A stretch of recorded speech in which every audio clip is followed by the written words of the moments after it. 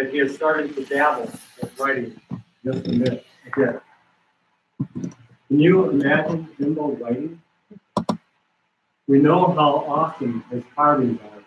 With his creative and witty mind, you can only imagine that his writing would be just as awesome. Jimbo had a way with words like he did with his carving tool. When he wrote or spoke even, he could transform a person to feel like they were right there with him, seeing and hearing what he was seeing and hearing. It would have been fascinating to see what Jimbo had created with a pen and paper. He would have done it. I kept a letter Jimbo sent to me several years ago that I would like to read. Receiving a handwritten note or handwritten letter from Jimbo made for a great day indeed. I want to share this letter just to help give some insights about the inner workings of this amazing man. This letter is addressed to Clifford George Head Stava. There are lots of names for each other. The return address is Jimbo, somewhere, USA. Date, April, question mark, 1999. Clock turned off during travel. Warranting natural clock. He didn't have much use for clock. For scheduling time.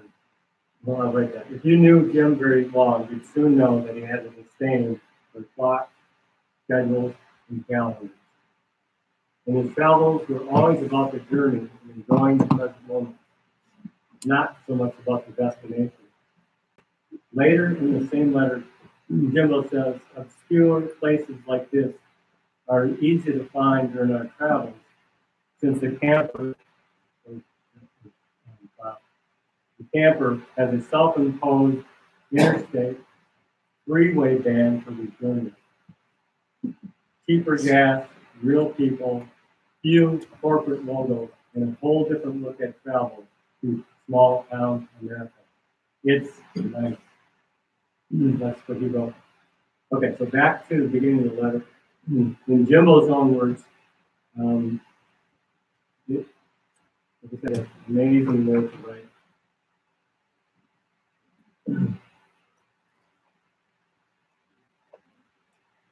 So this is a 4-page long letter. I'm just going to read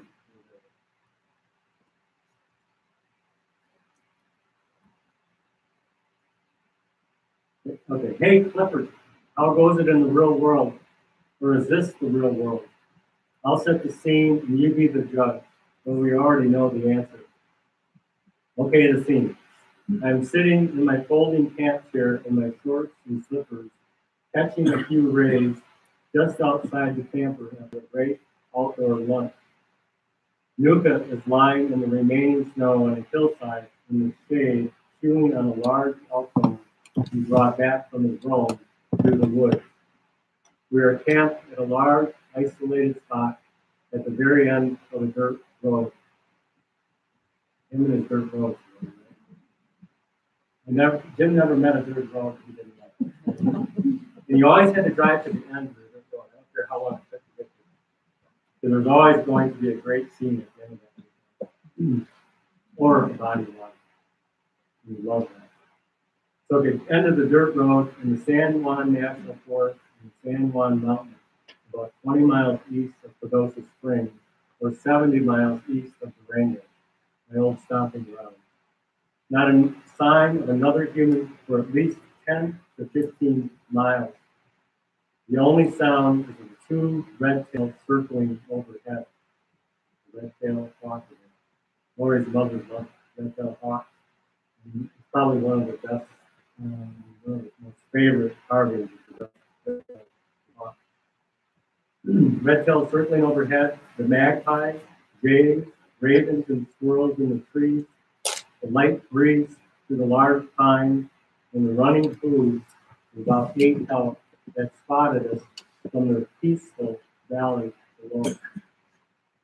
Nuka had just run down his snowfield, sliding and growling to try and get me to play, faking snow on my sun-bathed skin. It must be about 80 degrees here in this protective coat out of the breeze. Now Nuka has gone off to investigate the tapping of the red-headed flicker in the forest. The view from here is 360 degrees beauty. Behind me are great pines blocking the view of the mountains behind them. To my left is a huge, heavily forested mesa, and the rest of our private view shed is snow and tree-covered peaks in the deep valley below. Not quite sure if it can compete with a new Home Depot, a few strip malls, a couple dozen corporate chain restaurants, and a stretch of interstate Anytown, USA. But for now, I'll take it with 3 exclamation marks. So Jimbo's message. This is the real world, the world of the natural. The true, awesome power of the wilderness is demonstrated in the fact that even if you cannot enjoy it as often as we'd like to, just knowing it's there calms the mind. For the wilderness is our soul. This is this page. I think I'll go sun my back on the roof of the camper, then go exercise in the meadow below. More later, but life is good.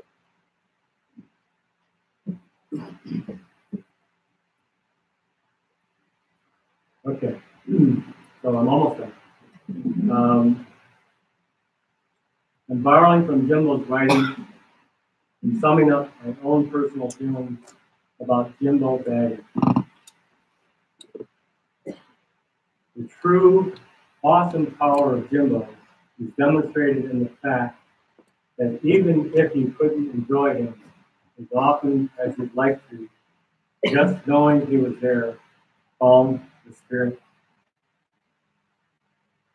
Jimbo will live on forever in our hearts, minds, and souls.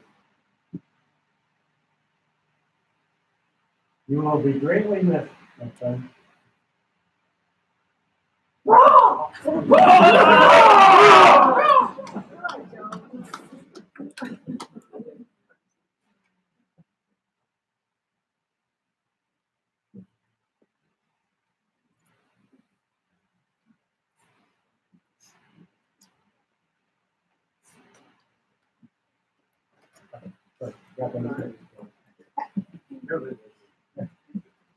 I am Bill Schneider, here to speak at the Schneider family. Thanks, Cliff, for sharing some wonderful memories behind a gentleman. Now, before the service, Cliff and I agreed that Jim would not like a long, protracted eulogy. So we decided between the two of us, we would take a total of 20 minutes or 15 minutes. So that gives me exactly 23 seconds to tell you what a special person Jim was to Schneider family. I'd like for you to imagine, if you would, for a moment, the first time Jim participated in a Schneider family function. Jim, a laid-back, gentle soul, taking everyone's feelings into consideration, trying to blend in with a group of type A business people used to making instant decisions and worrying about the consequences later. But Jim took it all in stride. As a son-in-law and brother-in-law, we certainly consider that. Jim freely offered his help on any project, small or large. But more important to the family than just being helpful and interesting to be around. This Jim that Jim truly loved and cherished Lori. Jim was a kind and fickle partner for Lori, treating her with affection and respect. As a family, Jim gave us this gift, and we will forever be grateful for it. So I'm not quite as lengthy as some of the speakers, but I'd like to read you a short poem. It's by an anonymous author entitled You Can Shed Tears. And I believe is what Jim would want me to say to you all now. I have to hold this one closer. It's going up there.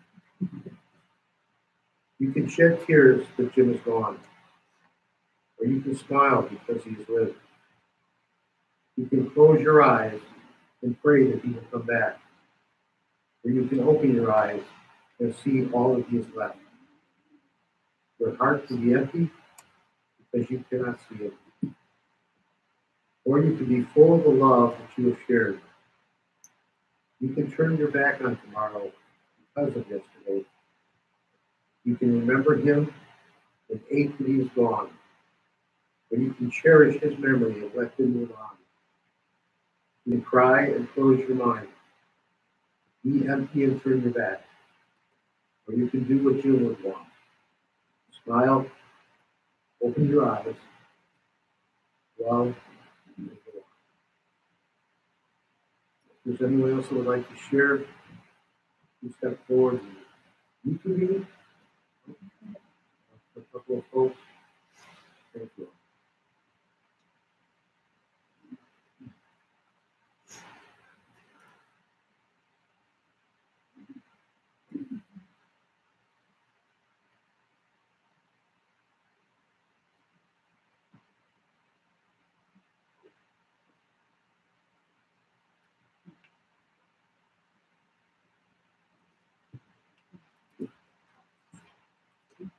I think everyone's done such a wonderful job of coaching Jim that it's all been said.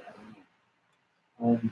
At this point, we have another wonderful song on People's Wings, and I would like to also let me take this time to just kind of reflect a bit on the Brother Jim. And no further ado,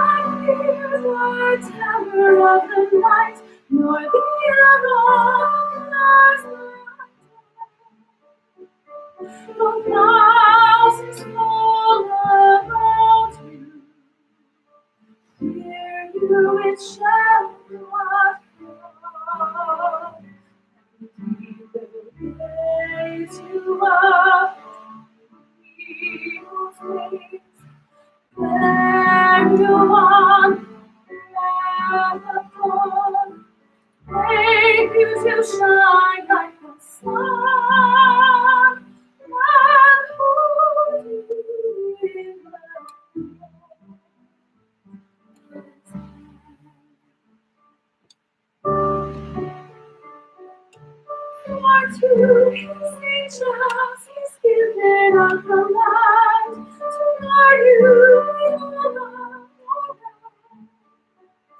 upon their hands they will bear you, lest you dash your foot against a stone. He will raise you up eagle's wings, everyone never dawn, make you to shine like the sun.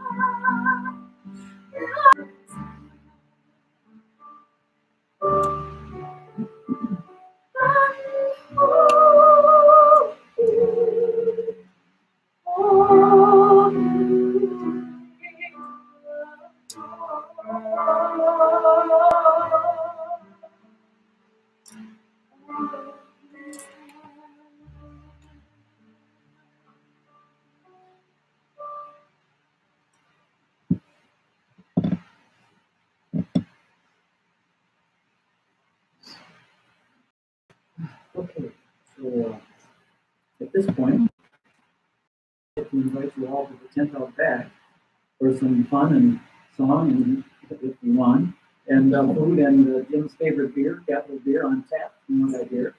So there's one more beautiful song we're going to hear on the way out, and that's going to be done by Bryce and Susie Thompson, who came all the way down from Bayfield to honor Jim. So one more song, and then we're going to head out and enjoy what I think is some neat thing.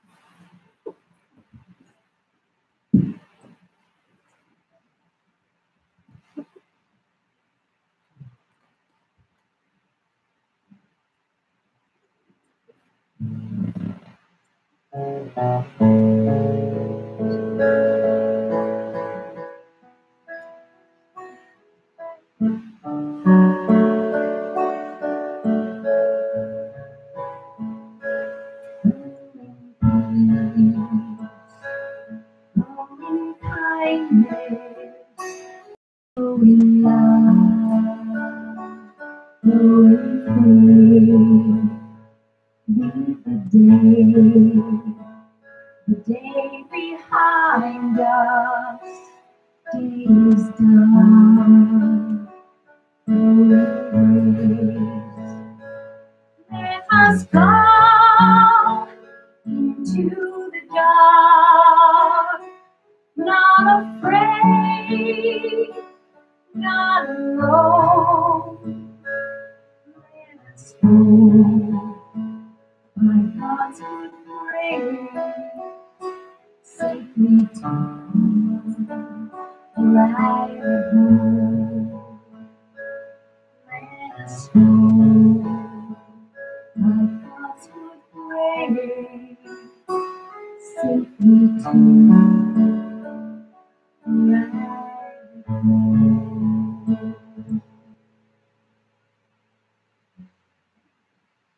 And now we're going to sing When You Wish Upon a Star. We'll do 2 verses, and on the third we would like you to join in.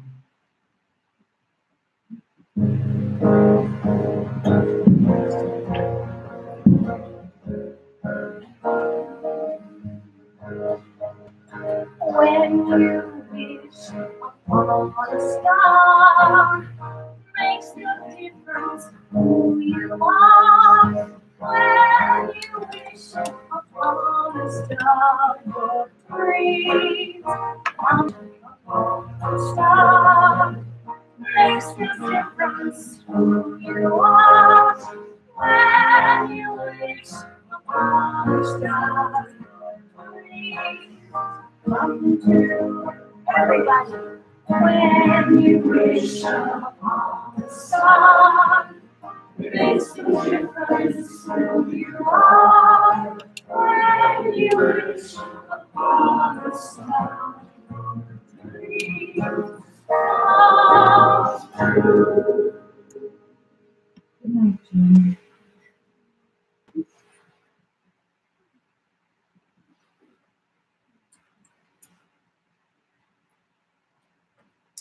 put a round of applause for Jim.